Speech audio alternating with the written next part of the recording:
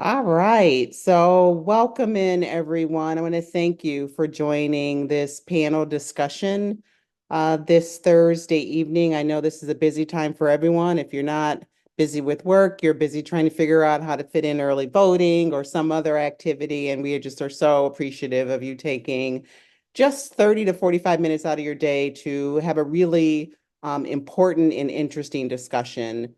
I'm excited to be the moderator, and thank you to the League of Women Voters of Greenville County and to Alpha Kappa Alpha Sorority Incorporated for offering this panel discussion that I think is both timely and important for our communities. It's called Balancing Parental Rights and Academic Freedom, a local dialogue on book banning.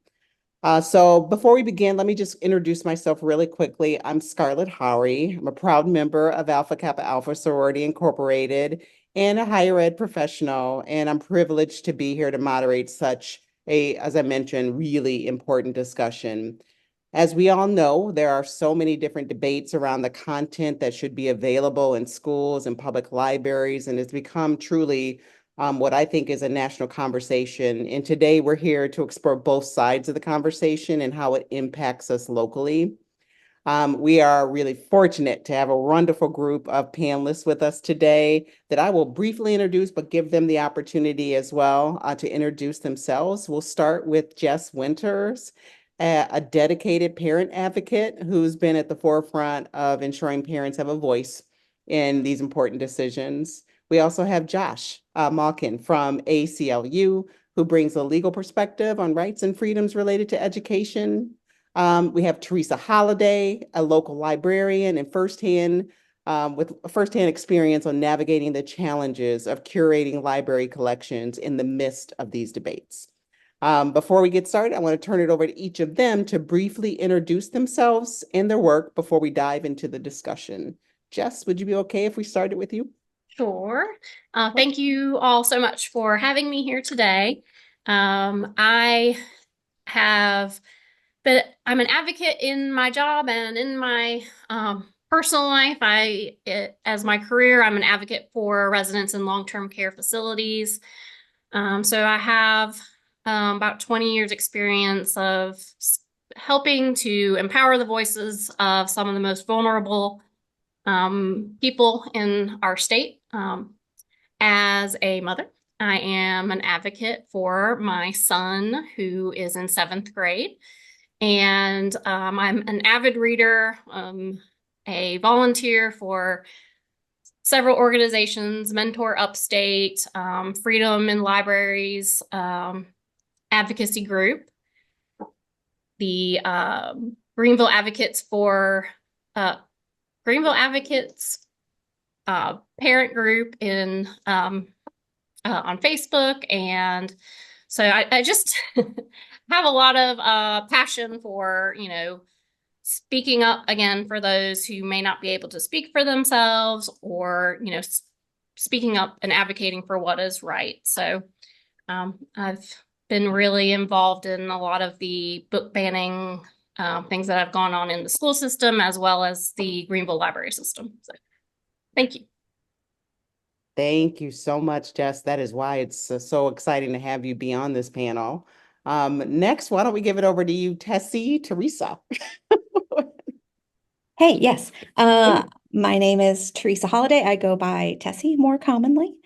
I live in Spartanburg, South Carolina, and I have been working in libraries since 2006. I spent 9 years in the public library system in Spartanburg before moving to USC Upstate, where I now work. Got my master's in library and information science in 2023. And I am also the parent of a 15-year-old 10th grader who is my whole life and my pride and joy. I am one of the co-founders of Free to Read Spartanburg County, which is Spartanburg's grassroots org for fighting censorship in Spartanburg. That's a little bit about me. Love it, Tessie, and love to hear you still love your teenager. How about Josh, if we have you finish up and introduce yourself a little bit more? Hey all, great to be with you all. Always love talking books with folks in the upstate. I actually talk about books a lot more than I read books.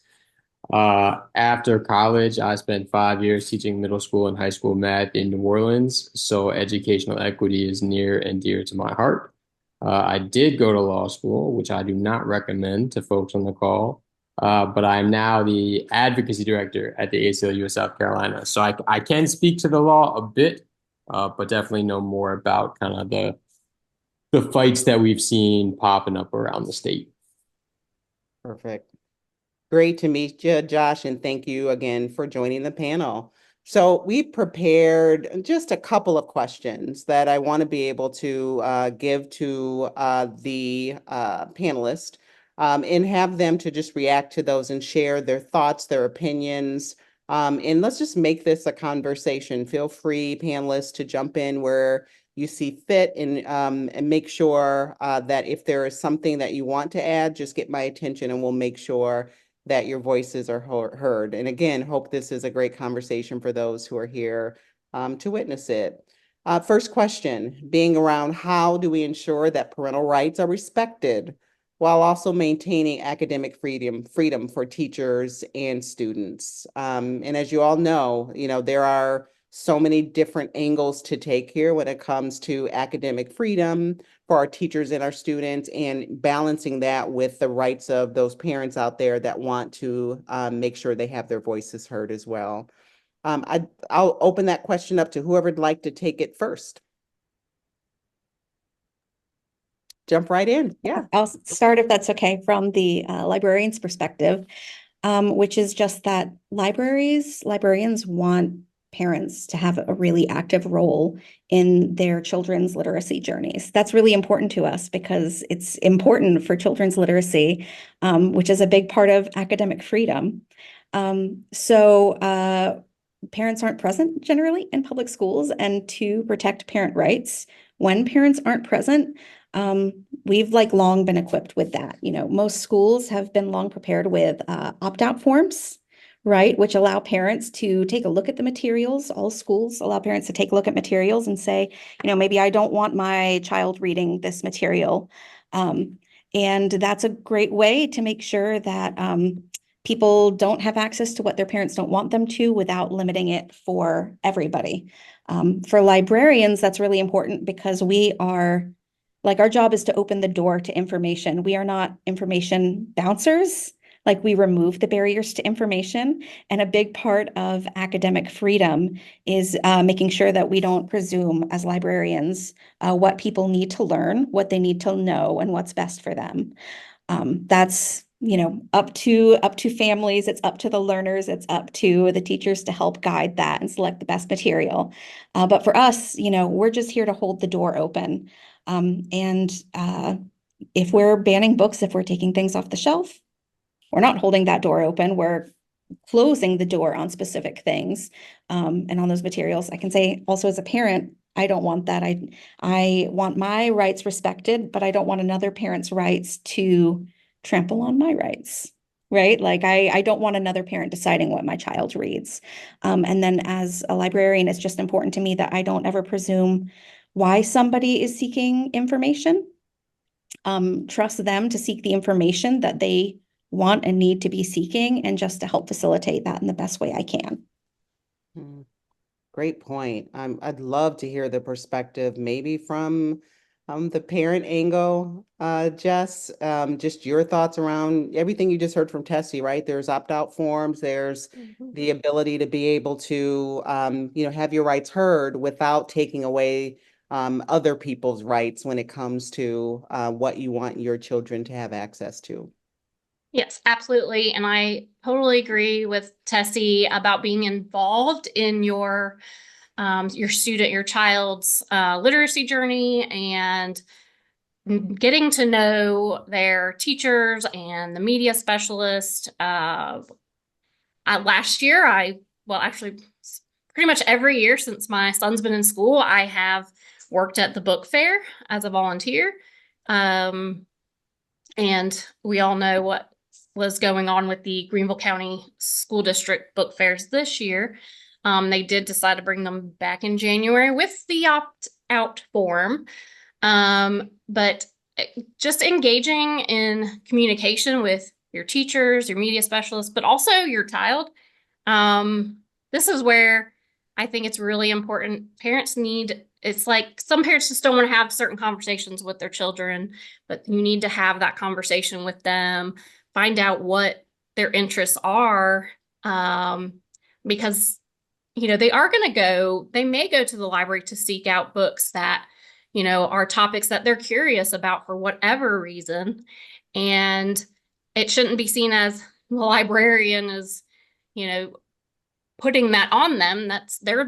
Those books are there for everyone. So, you know, getting to know what your child's interests and curiosities are, participating in any, school committees, the PTA, and just, even in middle school, I still, maybe despite my child's, maybe he doesn't want me there, but I'm still there. I'm still popping in, and I actually have a good relationship with the media specialists at his school and have even talked to him about the book bans and the book fair. But what I thought was really important was sitting down and talking to my son about how he felt about what is going on with banning books. And parents just really need to be in more conversation with their children these days. I think we're all busy, and we have a lot of two parent working households. And I think, just being as much involved as we can with what's going on in their school.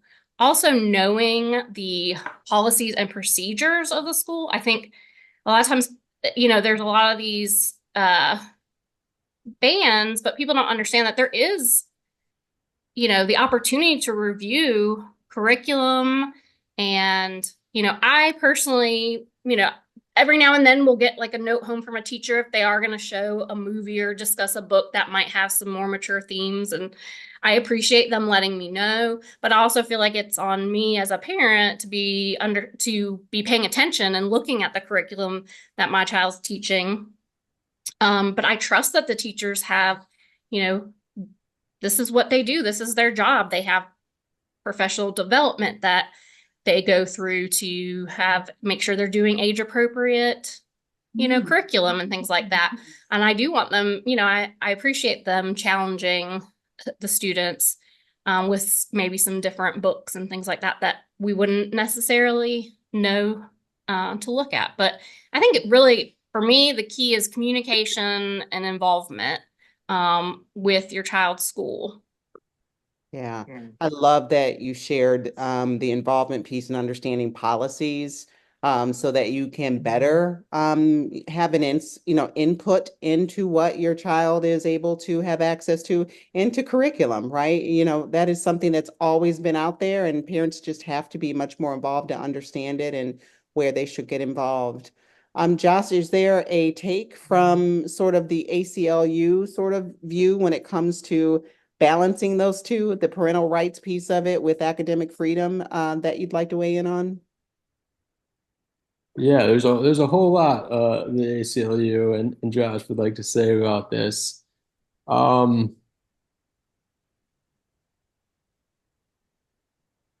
it doesn't make sense, right? Just like the language itself doesn't make any sense. And I think this parental rights language started being used around mask mandates. And I'm not trying to start that debate. I think that language makes a lot more sense if we're talking about mask mandates, right? You as the parent, is it your right to decide whether your child wears a mask? You're talking about your child and what's happening to your child. I think that language is appropriate, regardless of how folks feel about masks.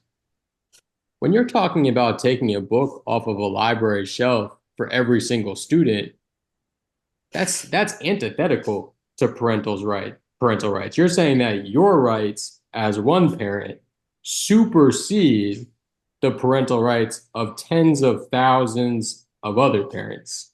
So the language of it doesn't make sense. And I'll go one step further, I think. I think a lot of folks always I think we should try to find more common ground, and we should try to compromise more. And I agree with that. But I'm hesitant to compromise with the animus I see around the state, the animus that's driving book bans and curricular censorship. And that's because I don't think that we as a society do a very good job of building empathy, right? Like I can speak personally. In school, I didn't learn about people different from me. I didn't really interact with people different from me. And it wasn't until I stepped into a classroom that was 50% Black, 20% Vietnamese, and 30% Honduran, where I was like, wow, I have so much to learn from my students. So yes, am I willing to compromise that if you are a parent who doesn't want your child learning about the civil rights era, you can prevent them from reading that book? But do I think that's dangerous? Yeah, those who don't learn history are doomed to repeat it. So I even think that parents making some of those choices for their kids can be dangerous and perpetuate prejudice. Hmm. It's a really good point of view, Josh. And I'm going to stay with you for a second because I think the next question floats into what you just shared. And that's really about local school boards. Then, saying all that, what is the local school board's role in making decisions about books, curriculum, and how can our communities engage in that process? So in more reasonable times, most of our school districts had a process by which a parent could file a formal complaint, hopefully that after having a discussion with a teacher or administrator about their concerns about a book.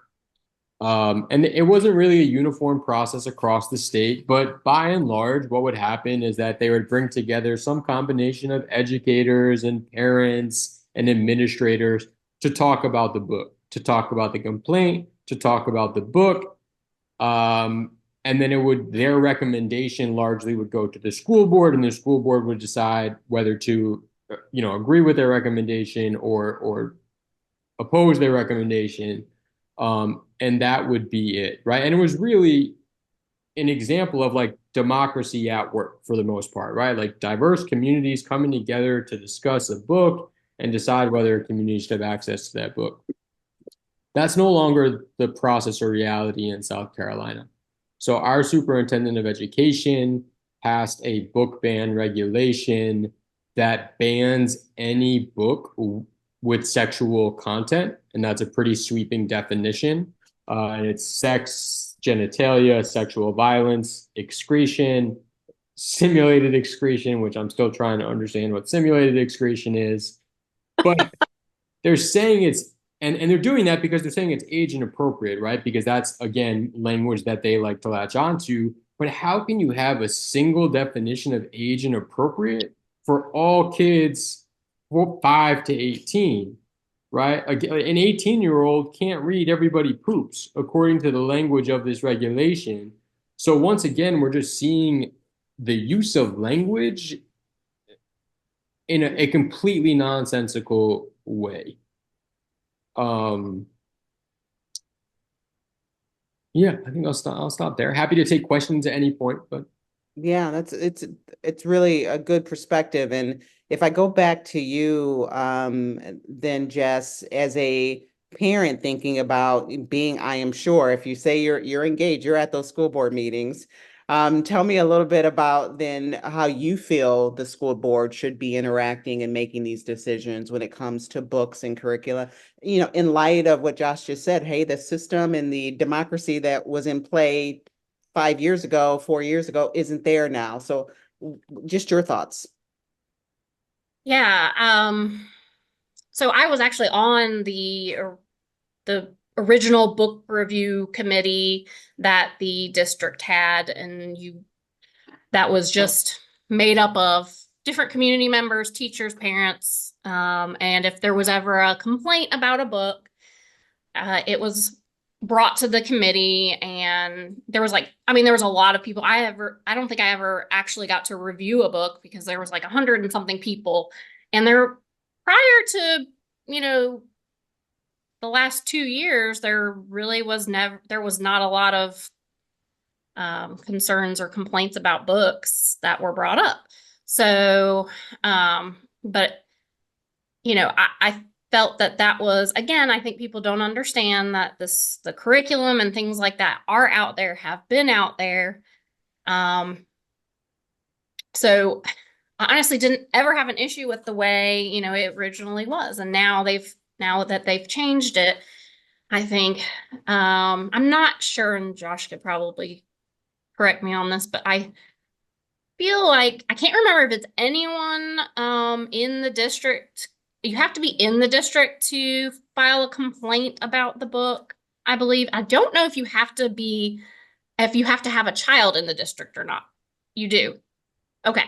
So that's one plus, because what I seem to have is like these same few people, and I see this on the Greenville County Library side, is like one person, mainly one person, is going and filing complaints about every single book. They just go and try to find keywords and, you know, say, oh, this book mentions this. And so I guess it is good, at least now, that you have to, be a parent in the district to file that complaint. But and I don't agree with, bringing this one book, and if the district, if say it's a book at my kid's school and someone makes a complaint, they take it out of every school in the district, not just that school, if they decide to remove it. So how do I think they should do it? I'm not sure, but I do know that this way is not the way. Tessie might have a better idea. I don't know. I'm not, and I'm not a teacher, but as far as a parent, being a parent goes, like, I want my child to read the different books and the diverse books and things like that. And again, I believe I've never had a problem with any of the books that I've seen in the schools, libraries, that they're not age appropriate for whatever school, what age my child was at the time. There wasn't anything I felt that I wouldn't be comfortable with him reading. So I think the original, way to file a concern seemed to be fine to me. Yeah. In Tessie, everyone does poop. Yeah. So why can't we read about that? Help me understand what the school board's role should be from, a librarian's point of view. So from a librarian's point of view, from this librarian's point of view, the school board's role should be largely trusting educators in doing what they have been trained to do. We all have to remember that teachers aren't walking in off the street with no idea what they're doing. Librarians aren't coming in with 4 or 5 books that they bought from Barnes and Noble without looking through them and no experience. I've had extensive training on how to do the job of a librarian. Librarians are invested. I promise we're not in it for the pay or the glamour. Like, we're in it because we care about doing a good job. And I guarantee it's the same thing for teachers. So largely, the school board should just be in facilitating, allowing educators to do their job. And when complaints do come up with parents, as they have been increasingly doing, I think school boards need to make sure that the review processes involve diverse groups of people. They involve stakeholders who are actually invested in the education of students, that they are trauma informed, and remember that what a person is ready to read is going to vary drastically from person to person. So, we talk about age appropriateness. And I know, there were 50 books in Spartanburg District 1 that got banned because of a challenge by one person, and the person was a school board member. She had got sent a list of books, and she just went down the list, reviewed the catalog, and demanded that all the books be pulled. And one of the books, like many of the other books on the list, is about sexual assault, which is a very heavy, difficult topic, and one that maybe everybody isn't ready to read. But when we talk about being age appropriate, we need to look at the number of high school students who have already experienced sexual assault. That's their reality. Their reality is that experience. And then saying that you can't read a book about a person who has experienced what you have experienced and how they handled it because it's not age appropriate, bizarre, and ridiculous. We need to make sure that the people who are involved in these review committees have actual understandings of what people go through even as children. Hmm. Yeah, and I think now that you sort of shared, and Josh, you hit on this too, I think all three of you have hit on it, just around how certain books and certain age appropriate, we'll call them subjects, will just help the individual to better mature and be ready for what's going to happen in their real world. So I guess this next question is just about how those policies that do support or maybe even oppose some of these book bans will affect a student's ability to critically think and engage, especially when it comes to diversity and diverse people. You said it, Josh, right? You may start off when you're young in one school district, and then you go off to college, and now you have people from different backgrounds. And it's always better if you've had some opportunity to really have exposure to that as early as you possibly can. So I'm just curious, whoever would like to take this one, just what do you think? What happens if you are banning these books with the ability to critically engage in diverse perspectives for students? I'll start from a parent perspective. Just, of course, I've been a reader my whole life, and we learn so much from the stories of others that we personally haven't experienced. So I think banning these books is taking away the critical thinking from our children. They're not going to be able to develop, like Josh said earlier, the empathy for people who are different than them, that to see things from another person's perspective. Our flag group had a windows and mirrors story time. How the books reflect reflect you, but as also can act as a mirror and then act as a window where you can look in on other people's perspectives. So one, it's good for kids to see themselves in the characters. So if you are a person of color in a predominantly white school, maybe you're going to find characters that are like you in the books that can speak to you. And then the other way around, learning about just people that are different than you, and places that you've never been. And it just really helps develop that way of giving you just different perspectives on the world. And I hate that this is going to take that away, taking away books with LGBTQ themes and things like people with different I don't know, religions, whatever. It's starting now with LGBTQ, but we all know it's going, if it continues, it's going to be, and it has already started, Black and brown stories and history that is, we don't want to know the real history. So it's really going to be a huge disservice to our children and their education and their ability to really relate to others that are different around them. So. Perfect. Thanks. Josh, maybe we'll go to you next.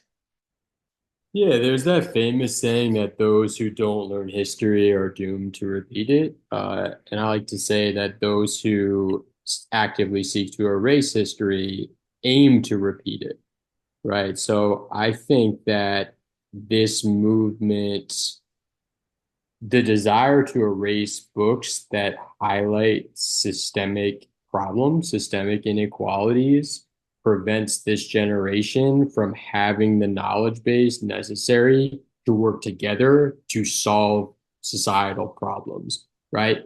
Women in South Carolina make 88 cents on the dollar to men.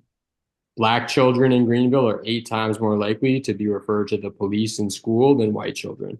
right? These are the realities. We have not solved inequality. And if we are going to systematically deprive our children of that knowledge, we are systematically disadvantaging them from being able to work together to solve them. And I really horrifyingly think that is the goal. Mm. Tessie, your thoughts on that? Yeah. So, um, just to preface this, libraries in the United States have a really long history of reinforcing systemic racism that we have tried to buck against. But I'm still in a profession where just about 80% of librarians are white women. And we work alongside with publishing industries that historically have favored publishing books by white people. So librarians who care about making sure that people are represented have to work extra hard they have to work harder to find books that tell the stories of people who are not white, who are not straight, who are not cisgender. We have to put extra effort into finding books that accurately reflect the community in a balanced way, which is awful. I'm really glad that Jess brought up the windows and mirrors because librarians love windows, mirrors, sliding glass doors. And it made me think back to when I was in school. Largely, the books that I was given to read as part of curriculum were mirror books, where I was learning about people who looked just like me and had experiences that were like me. And I remember the first book I read that didn't feel like a mirror, that I was looking into somebody else's life who was different from me, was a really transformative experience. I was reading Number the Stars by Lois Lowry and reading about someone trying to escape persecution, right, during the Holocaust. I had no idea that that had happened at that point. And it was painful for me to read, and it totally changed my life. And that made me think about myself differently too. Um, and so that my image in the mirror got clearer the more I was able to look through windows and see the experiences of others. And that made me think, though, about how much other people in my class never even got the opportunity to have a mirror, and all the books were just about people like me. Um, Reading constantly about people like me really allowed me to reinforce blinders that I had about issues and look at the world through a really narrow lens, which did not reflect truth or reality in any way. And how can a person think critically when the information that you're presented with doesn't reflect reality? So when we are implementing book bans and looking at South Carolina, these book bans are books about and by Black people and Brown people and people in the LGBT community. We are just reinforcing this narrative that the standard is whiteness and the standard is heterosexual and the standard is cisgender, and it's not reality. The point is that we can't raise generations to think critically if we're telling them that the world is this small when it's a beautiful, wild, diverse world. Yeah, Tessie, I'll take this last question and kind of bring it full circle to the conversation we've been having. Ultimately, these children are their parents' children, right? They do have a say. They are their children. But at the end of the day, what you said, there is a real need for us to make sure we prepare them for the diverse world that is there. So how do you truly balance those two things? How do you bring the parent into viewing curriculum and understanding what books should be and what shouldn't be available to their children, and really respecting their rights while at the same time providing the right level of academic rigor, access, and then even integrity that needs to be there. How do you balance those two things in a way that truly does get at it? I don't know. I know this is not an easy question, but love to hear from you guys, as closing thoughts, just what do we think would be the right way to go about doing those two things? Can I start? Yes. Um, Yeah. I'm just going to say this as a librarian and as a parent. I know that we're all busy, but if you have a problem with the material, just read the material. Read it from beginning to end, get a thorough understanding. When I hear parents reading small passages that have been sent to them, that have been highlighted by a website that's its only job is to kind of incite fear about materials, I say read the book. Because when you have the full story in front of you, chances are you're going to realize that these are stories about human beings, that, these are just very small snippets of books that talk about the human experience. When we're looking at high schoolers, that, I mean, they are talking about things that maybe I, as a parent, don't want to necessarily hear. Might want to tune that out a little bit because once your child hits a certain age, they're growing towards adulthood, right? And they're going to have things like conversations that make me uncomfortable. But none of this is salacious material. Like, this is not designed to titillate people or turn people on. These are real stories, and those stories include truths that I might not like, but it doesn't mean it's not the truth. Mhm.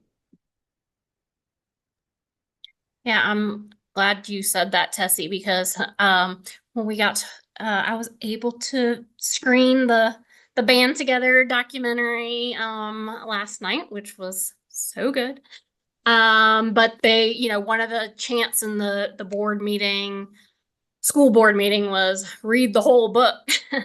So, Tessie, when you mentioned that, like, do read the whole book. Don't just pick out these things because, again, the language of this new regulation is, saying anything, sexual, quote unquote, and people are calling books that describe sexual assault like pornographic, and like that's not what it is. It is describing an experience, but again, like Tessie mentioned, these are things that our children, unfortunately, are going to deal with or have a friend that deals with them. So, something that can help them understand the experience that they're going through or help a friend through an experience. I think that's so important. I think maybe the district or the schools need to, I don't know. I don't know how to get parents more involved because, you know, I myself am sometimes baffled when I know that people, they don't know what their kids are doing in school, and I get that there's different reasons why. But just as a parent, trying to ask your teacher questions about a book that you might be reading. Talk to or that their child might be reading. Talk to your child about it. If you know it has a certain theme in it, that maybe, like Tessie said, you don't want to know that they are going to know about. But again, this is the reality.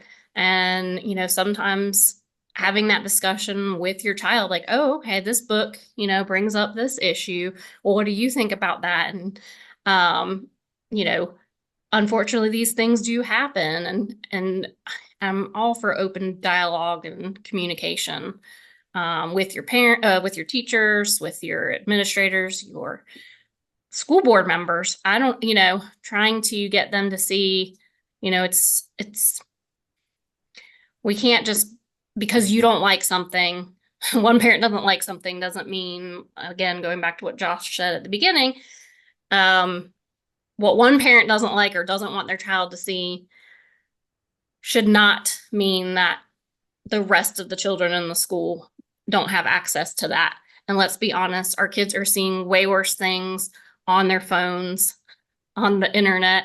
Um, you know, if you're worried about what they're reading in a book that might, you know, teach them something, I hope you're worried about, what they're seeing on the internet. And I hope you have parental controls on their phones and tablets. And honestly, I mean, you can't control their friends. They might not read it in a book, but their friend might tell them about it. So we have to understand that our kids are going to hear these things.